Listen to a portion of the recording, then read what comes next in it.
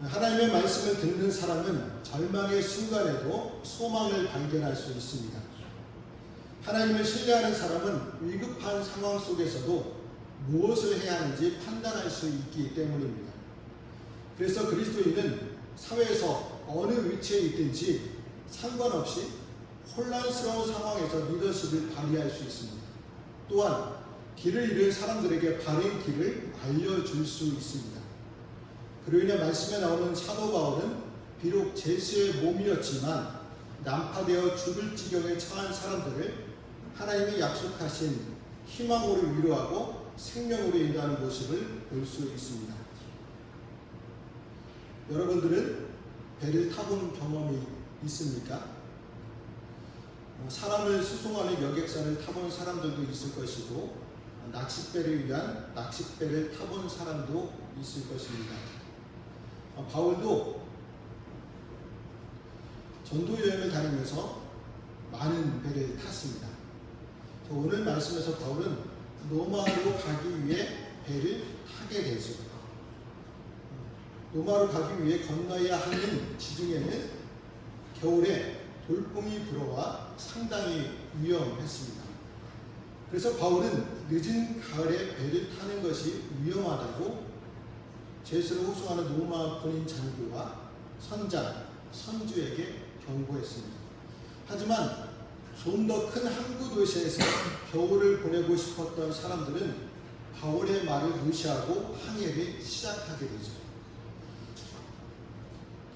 남쪽에서 순풍이 불어오자 사람들은 자신의 계획대로 항해를 잘 할 수 있을 것 같다고 생각했습니다. 그러나 갑자기 어떤 폭풍이 불어칩니까? 유라굴로라고 불리는 북동풍이 불어와 폭풍에 휘말리면 앞으로 나아갈 수가 없었습니다. 폭풍을 만난 배는 바람이 부는 대로 떠밀려가기 시작했습니다.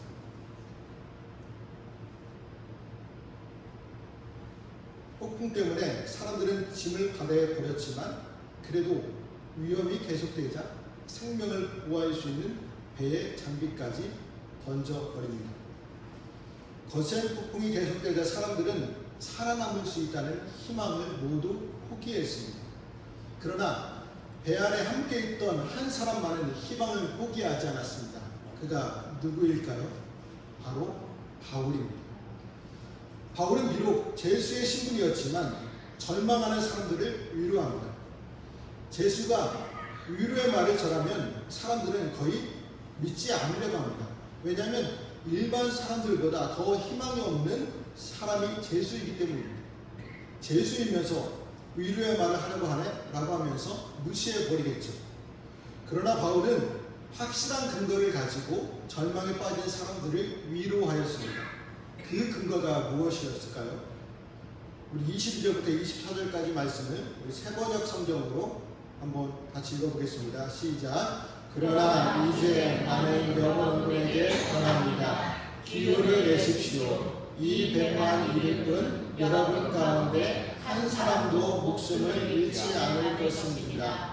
바로 지난밤에 나의 주님이시오 내가 섬기는 분이신 하나님의 천사가 내 곁에 서서 바울아 두려워하지 말아라. 너는 반드시 황제 앞에 서야 한다. 보아라 하나님께서는 너와 함께 타고 가는 모든 사람의 안전을 너에게 맡겨주겠다 하고 말씀하셨습니다. 바울은 용기를 내십시오. 이 백만 이를 뿐 여러분 중에는 한 사람도 목숨을 잃지 않을 것입니다 라고 지난밤 하나님의 천사가 나타나 지켜주겠다고 약속했다고 말했습니다. 바울이 배 안에 있는 사람들에게 가짜 유배의 말로 거짓 희망을 전달한 게 아닙니다. 바울은 전날 밤에 주님의 사자로부터 바울이 황제 앞에 안전하게 서게 될 것이며 바울과 함께 있는 모든 사람도 안전하리라 라는 말씀을 들었기 때문에 배 안에서 절망하는 사람들에게 희망을 전달할 수 있었습니다. 이렇게 바울은 말씀으로 백성을 위로하며 구원의 희망을 전달하였습니다. 이처럼 하나님의 백성은 어떤 열악한 상황 속에서도 선한 영향력을 드러냅니다. 선한 영향력을 드러내려면 우리가 절망에 빠져서는 안 되겠죠. 아무리 큰 위험과 고난이 닥쳐온다 하더라도 하나님께서 모든 위험과 고난 속에서 건지실 것을 믿어야 합니다. 하나님의 말씀으로 인도하심을 믿어야 합니다. 그럴 때 우리는 절망하지 않고 기뻐하며 즐거워할 수 있습니다. 그로 인해 우리 주변에 절망에 빠진 사람들을 바울처럼 하나님의 말씀으로 위로하며 희망을 주는 저와 여러분 되기를 소망합니다. 그런데 바울의 희망의 말을 믿지 않았던 두 부류의 사람들이 있었죠. 첫 번째 사람들은 30절에 나오는 자기들만 살겠다고 하는 선원들입니다. 선원들은 배를 버려두고 도망치려 했습니다. 배가 표류한 지 14일째 되는 날 밤 자정에 선원들은 배가 육지에 이르렀다는 것을 알게 되자 바다에 닻을 내리며 하는 척하면서 배 안에 있는 작은 배를 풀어서 도망가려 했습니다. 일명 라이프보트라고 하죠. 그러니까 바울이 끝까지 배 안에 있는 사람들을 살리려 하는 모습과 대조됩니다. 선원들이 배를 버리면 배 안에 있는 모든 사람의 생명이 위태로울 수 있었습니다. 복음이 없는 자들, 눈에 보이는 것에 희망을 두는 자들이 위기를 만날 때 보이는 전형적인 반응입니다. 그러니까 자기들만 살 수 있다고 착각하는 것이죠. 다른 사람들을 챙겨서 모두가 함께 살 때 자기도 산다는 것을 모르고 있기 때문입니다. 사실 공동체가 온전히 서지 못하고 커다란 위험 가운데 무너지는 가장 중요한 요인은 바로 선원들처럼 공동체를 전혀 생각하지 않고 오직 자기들만 살겠다고 하는 사람들의 이기적인 마음 때문입니다. 이런 이기적인 마음을 가진 사람들이 공동체에 포함되어 있을 때 그 공동체는 안전할 수 없다는 것이죠. 여호수아를 따라 가나안 정복에 참여했던 아간이 바로 그런 사람입니다. 아간은 하나님께서 여리고 성에 있는 모든 물건을 갖지 말라는 말씀을 어기고 자기만 생각하는 이기적인 마음 때문에 화면을 보는 것처럼 신할의 아름다운 외투 한 벌과 은과 금덩이를 가져갔습니다. 그 결과 이스라엘 백성 전체가 하나님의 진노를 사게 되어 작은 서금인 아이와 전투에서 패하게 됩니다. 아간 한 사람의 이기심 때문에 이스라엘 온 민족이 망하게 되는 위기에 처하게 되었습니다. 공동체 안에서 개인의 이기심은 이처럼 무섭습니다.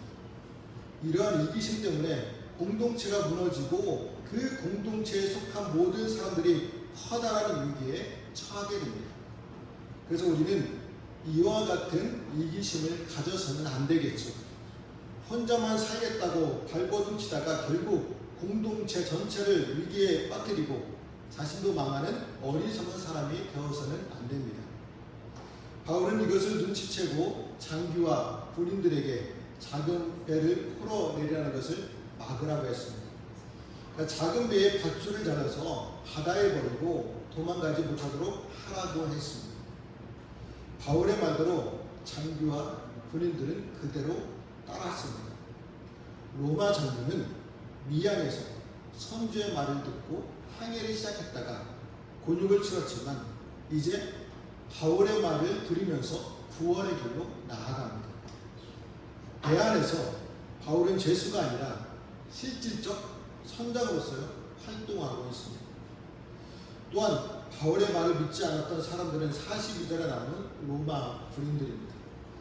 날이 밝아오고 어디인지 모르는지만 섬에 도착하게 됩니다. 배를 섬에 정박하려고 닻을 걸었습니다. 배도 많이 망가졌습니다. 이때 군인들은 죄수들이 도망갈까봐 죽여버리자고 했습니다. 백부장은 바울을 구하려고 군인들을 막아섰습니다. 군인들의 이런 모습은 배 안에 있는 생명을 존중하는 태도가 아니라 매우 고귀한 생명을 하찮게 여기는 태도입니다. 이 또한 한 생명도 일어서는 안 된다며 이리저리 바쁘게 움직이는 바울의 자세와 대조됩니다. 우리는 바울처럼 사람의 생명을 소중히 여기는 믿음의 사람들이 되어야 합니다. 친구나 다른 사람을 존중하며 사랑해야 합니다. 그 어떠한 경우라도 미워해서는 안 됩니다. 예수 그리스도의 사랑으로 서로 존중하며 사랑해야 합니다. 그럴 때 우리 자신을 위하는 일이고 하나님께 귀하게 쓰임받는 믿음의 사람들이 될 수 있습니다. 그래서 배 안에 있는 생명 276명 살리기 프로젝트를 위해 로마 장교의 권력이 사용되었다는 것이죠. 그런데 사실은 거친 파도를 헤치는 선원의 노련함도 공권력을 가진 로마의 장교의 권세도 아닌 삶의 배후에서 역사하시는 하나님의 능력으로 모든 사람들이 구원받았습니다. 이처럼 바울의 말대로 배에 있던 모든 사람들이 구조되었다는 것이죠. 우리 44절 말씀도 같이 읽어보겠습니다. 그리고 그 밖의 사람들은 열반지나 부서진 배 조각을 타고 밑으로 나가라고 명령하였다. 이렇게 해서 모두 밑으로 올라와 구원을 받게 되었다. 네. 그러니까 바울과 함께 배에 타고 있던 모든 사람들이 무사히 구조되었다는 것이죠. 그러니까 바울에게 주신 하나님의 약속이 이루어졌습니다.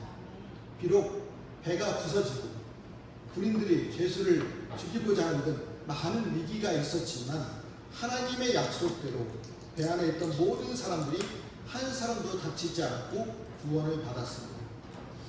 이와 같이 어떤 환경에도 하나님의 뜻을 가로막을 수는 없습니다. 환경이 아무리 어렵고 여건이 좋지 못해도 하나님께서 약속하신 것은 반드시 이루어집니다.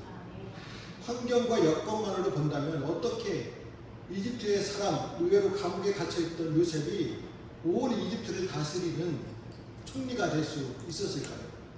또 이집트에서 수백 년간 노예로 살아온 이스라엘 백성들이 어떻게 이집트를 탈출하여 가나안 땅을 차지할 수 있었을까요? 불가능한 일이죠. 상상조차 할 수 없는 일이었습니다. 하지만 하나님께서 뜻을 정하시고 약속한 것은 반드시 이루십니다. 사람들은 인간을 환경의 노예라고 합니다. 모든 사람은 환경의 지배를 받게 되어 있다는 것이죠. 그래서 환경이 좋으면 능력이 부족해도 자기가 계획하는 대로 모든 일을 이룰 수 있지만 환경이 좋지 못하면 아무리 능력이 있어도 원하는 일을 할 수 없다고 생각합니다. 하지만 하나님의 일은 그렇지 않습니다. 환경의 지배를 받지 않습니다. 아무리 환경과 여건이 좋지 못해도 하나님의 뜻이 선하신 뜻이라면 반드시 그 일은 이루어집니다. 우리는 하나님의 일을 할 때 환경과 여건이 좋지 못하다고 해서 실망해서는 안 됩니다. 비록 환경과 여건이 좋지 못하더라도 하나님의 뜻이라면 반드시 이루어진다는 것을 믿고 주의 일을 해야 합니다.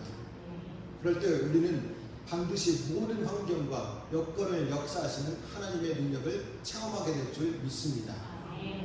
우리는 우리가 생각하는 가장 안 좋은 상황에 놓여 있을 때 어떻게 해야 할까요?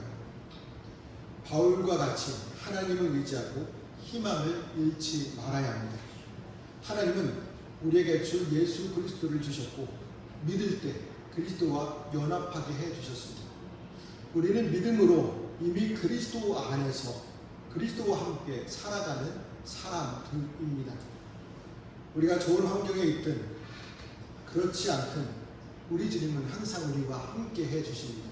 그로 인해 어떤 어려움 속에도 하나님의 도우심과 돌보심을 기억하고 낙심하지 말아야 합니다. 바울은 환상 중에 천사를 통해서 하나님의 음성을 들었습니다. 우리에게는 무엇이 있습니까? 하나님의 말씀이 있습니다. 성경을 통해 우리는 날마다 하나님의 음성을 듣습니다. 하나님의 말씀은 우리 주 예수 그리스도의 말씀이기도 합니다. 우리는 성경을 볼 때 또한 교회에서 목회자인 저를 통해 설교를 들을 때 그리스도의 말씀을 듣습니다. 그리스도의 말씀은 우리를 살리고 우리에게 힘과 용기를 줍니다. 우리는 이미 승리한 하나님의 백성들입니다. 이번 한 주도 절망 속에서 말씀을 통해 다시 힘과 위로를 얻으며 믿음으로 살아가 많은 사람들에게 희망을 전달해주는 저와 여러분 되시기를 주님의 이름으로 말씀을 드립니다. 기도하시겠습니다.